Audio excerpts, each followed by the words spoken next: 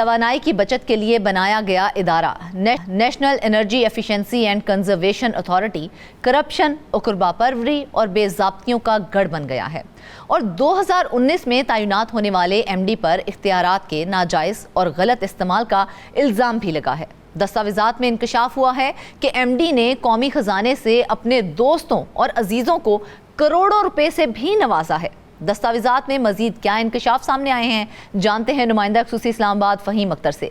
सबसे पहले ये बताएं कि ये इदारा national energy efficiency and conservation authority जो है, अगर देखा जाए जिसका मकसद तवानाई की बचत है, खुद बदउनवानी और उकरबा परवरी का शिकार है, तो ये मामला आखिर क्यों हुआ? बहुत शुक्रिया फरजाना। ये एक अहम इदारा है जिसका मकसद बनाने का ये था कि पाकिस्तान में एनर्जी ना सिर्फ उसकी बचत की जाएगी, उनको कंजर्व किया जाएगा और उसकी एफिशिएंसी बरकरार रखी जाएगी कि इसका कम इस्तेमाल हो। और इस कम इस्तेमाल के लिए जो पंखे हैं, बल्ब्स हैं, मशीन्स हैं या फिर जो मोटर्स हैं, उनके अंदर ये एक रेगुलेशंस लाएगा और एक सर्टिफिकेशंस जारी करेगा, जिसके बाद ये जो कंपनी बनाने वाले कंपनीज़ हैं वो इस मेयार के ऊपर अपना काम करेंगी। लेकिन बदकिस्मती से ये इदारा 2016 में तो बनाया गया, लेकिन तब से लेकर अब तक इसकी कोई एक सिंगल भी अचीवमेंट सामने नहीं आई और जो डॉक्यूमेंट्स और तफसीलात सामने आई हैं उसके ज़िम्मेदार जो बताया जा रहा है वो एक शख्स हैं, वो जो एमडी इस वक्त हैं, ये जो इदारा है नीका,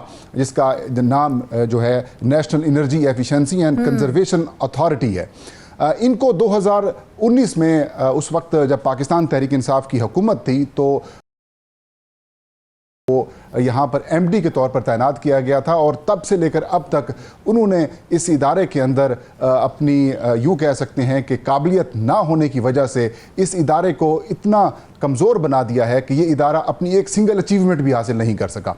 कुछ चीज़ें जो सामने आई हैं, डॉक्यूमेंट्स जो सामने आए हैं, वो ये हैं कि 2019 से लेकर अब तक जनाब ये जो एमडी साहब हैं नीका के, इन्होंने 4 मुख्तलिफ अपने दोस्तों, अजीज़ों के ज़रिए जो कौमी ख़जाना हो या फिर जो डोनर एजेंसी से आने वाली जो प्रोजेक्ट्स होती हैं वो अपने इन 4 दोस्तों में या 3 दोस्तों के अंदर जो है वो तकसीम किए हैं।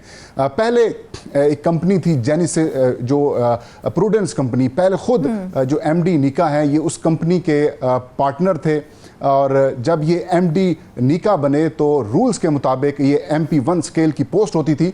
इनको ये इख्तियार नहीं था, या रूल्स के मुताबिक ये किसी निजी कंपनी का ओहदा नहीं रख सकते, लेकिन 10 माह तक इनके पास ये ओहदा रहा।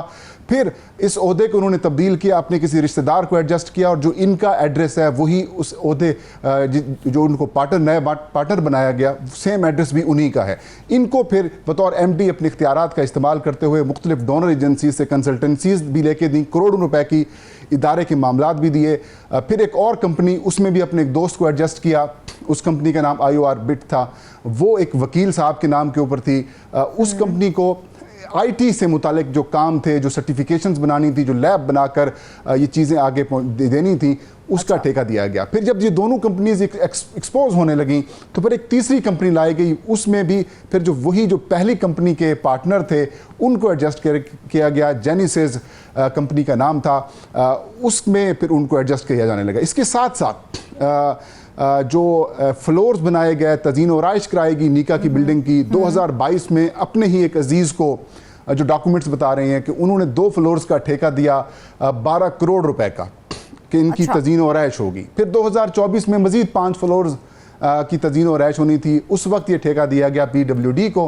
PWD ने पहले 5 करोड़ रुपए का तखमीना बनाया, फिर इसको बढ़ाकर कर रहे हैं, तो क्या ये सीधा कॉन्फ्लिक्ट ऑफ इंटरेस्ट नहीं है क्या? ये बिल्कुल कॉन्फ्लिक्ट ऑफ इंटरेस्ट भी है और फिर अपने इलाके के लोगों को, अपने दोस्तों को, अपने अजीज़ों को नवाजने का ये मामला है। और जो लोग एक्सपर्ट्स थे उनको हायर ही नहीं किया गया। जो काम करना था नीका ने, मैं वही फरजाना बात बता रहा हूं कि जो काम करना था नीका ने कि पाकिस्तान में एनर्जी को एफिशिएंट बनाना था, एनर्जी कंज्यूम करनी थी, और पाकिस्तान जो कि माहौलियाती तब्दीली का बदतरीन शिकार मुल्क बन चुका है, GSP प्लस हो या फिर IMF के मामलात हों, उनकी तरफ से भी यही कहा जाता है कि पाकिस्तान को एनर्जी एफिशिएंसी के ऊपर काम करना चाहिए। तो मैं यही बता रहा था कि जो मजीद 5 फ्लोर्स बनवाए गए, जो PWD सरकारी इदारा था उसने 2024 में बनाया, उसने टोटल पहले 5 करोड़ तखमीना बताया, फिर काम बढ़ते हुए 10 करोड़ तक पहुंचा। लेकिन 2022 में रेट्स कम होने के बावजूद इन्होंने अपनी दोस्त की कंपनी को नवाजा 12 करोड़ में 2 फ्लोर्स, और 5 फ्लोर्स बन रहे हैं 10 करोड़ में। तो यहां पर भी हाथ साफ किए गए। फिर एक एनर्जी एफिशिएंसी या फिर जो एनर्जी फंड है, जो कि एनर्जी कंजर्वेशन फंड, जो कि डोनर्स की तरफ से उसमें रकम आती है, अरबों रुपए की रकम इसमें आई, डॉलर्स की मद में रकम आई। उसके रूल्स ये कहते हैं कि इस रकम से, इस फंड से 10,000 रुपए से ज़्यादा तक नहीं निकलवाए जा सकते पैसे, और अगर निकलवाने भी हैं तो इसका एक प्रोसेस होगा जो इस फंड का बोर्ड होगा वो अप्रूव करेगा, और फिर वो भी पाकिस्तान में एनर्जी एफिशिएंसी से मुतालिक जो काम होगा उसके लिए वो फंड खर्च किया जाएगा। लेकिन फहीम, यहाँ तो हमें ये दिखाई दे रहा है कि नेका के इस्तेमाल किसी प्राइवेट और कंपनी को फायदा देने के लिए हो रहा है, और वो प्राइवेट कंपनी भी वो है जो कि MD की साबका कंपनी है। क्या ऐसा ही है? बिल्कुल ऐसा ही है। उनकी साबका कंपनी है, साबका कंपनी का जो एक्सपीरियंस है, जो इनके MD की प्रोफाइल है, उसका एक्सपीरियंस दोनों सेम है। मतलब जो एक्सपीरियंस इन्होंने हासिल किया, जो काबिलियत इन्होंने शो की, उसकी कंपनी की भी यही थी, जो कंसल्टेंसी थी, सारे काम वही साहब की हैं, वही उनकी जो प्रूडेंस कंपनी है उनकी है, और फिर इन्हीं कंपनीज को ही फंड से भी नवाजा गया है। और तो और ये इन्होंने 1 करोड़ और 25 लाख रुपए से ज़्यादा के 2 मुख्तलिफ चेक्स, जो कि हमें राइट टू इंफॉर्मेशन एक्ट के तहत वो चीज़ें हमने हासिल की हैं, उसके तहत इन्होंने हासिल किए हैं 1 करोड़ 25 लाख रुपए। हालांकि रूल्स के मुताबिक, उस फंड के रूल्स के मुताबिक 10,000 रुपये से ज़्यादा की रकम वो नहीं निकलवा सकते। एक उन्होंने चेक निकलवाया है कैश का 85,000 और 85 लाख और 85 रुपए और 85,000 रुपए, और इसके अलावा कुछ 25 लाख रुपए से भी ज़्यादा के चेक्स हैं। तो कहने का मतलब ये है कि इसके ऊपर SECP ने इस फंड के गलत इस्तेमाल के ऊपर भी 90,000 रुपए का जुर्माना भी किया हुआ है, और वो SECP ने कहा है कि इस फंड के जो बोर्ड है उसकी जो एनुअल मीटिंग है वो 5 साल से नहीं हुई। तो 5 साल के दौरान जो बोर्ड की, मतलब जो उनका ऑडिट होना है, जो मामलात हैं, वो भी नहीं किए जा रहे। और अब जो इंटरेस्टिंग चीज़, जो नई डेवलपिंग स्टोरी बन रही है, वो ये है कि अब इनका 6ठा साल पूरा होने वाला है। 3 साल की पहले अपॉइंटमेंट थी, PTI के दौर में इनको अपॉइंट किया गया था जब वजीर तवानाई उमर अयूब खान साहब थे। फिर उसके बाद ये एक्सटेंशन हासिल कर लेते हैं, और अभी तक इन्होंने कोई बड़ा प्रोजेक्ट लॉन्च नहीं किया। लेकिन जिससे हम ये कह सकें कि पाकिस्तान पर एनर्जी, हमने ये भी देखा है कि MD साहब ने बतौर मैनेजिंग पार्टनर काम जारी रखा, जबकि वो उस वक्त सरकारी ओहदे पर भी थे। तो कानूनन कैसे इसको दुरुस्त हम कह सकते हैं, क्योंकि एट अ सेम टाइम आप 2 ओहदे एंजॉय नहीं कर सकते हैं। ये कंपनी थी प्रूडेंस, जिस प्रूडेंस कंपनी की प्रोफाइल उसने अपनी प्रोफाइल में शो की, और जब इनको MD बनाया गया तो 10 महीने तक इन्होंने अपने पास ये दोनों ओहदे रखे, और MP1 स्केल का ये ओहदा था।